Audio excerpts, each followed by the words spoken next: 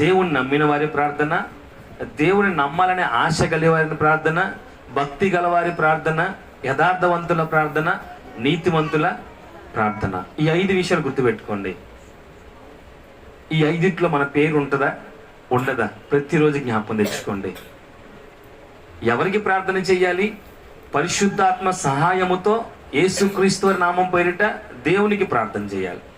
ఎవరి ప్రార్థన వింటాడు అంటే ఈ 3 హెల్ప్ తీసుకొని ఈ ప్రార్థన వచ్చిన వాళ్ళలో కొంతమందిని మళ్ళా సపరేట్ చేస్తే దేవుని నమ్మేవారి ప్రార్థన, నమ్మాలనే ఆశ కలిగిన వారి ప్రార్థన, భక్తిపరుల ప్రార్థన, నీతిమంతుల ప్రార్థన, యథార్థవంతుల ప్రార్థన దేవుడు వింటాడు. Praise the lord. ఇప్పటిదాకా బాగుంది. ఇప్పుడు అసలు విషయానికి వస్తా. మరి ఎవరి ప్రార్థన దేవుడు వినడు? అర్థం ఏంటో తెలుసా? అందరికీ ప్రార్థన వచ్చు, కానీ అందులో సపరేట్ చేస్తే ఈ రోజున ఒక 3 నేను జ్ఞాపకం చేస్తా.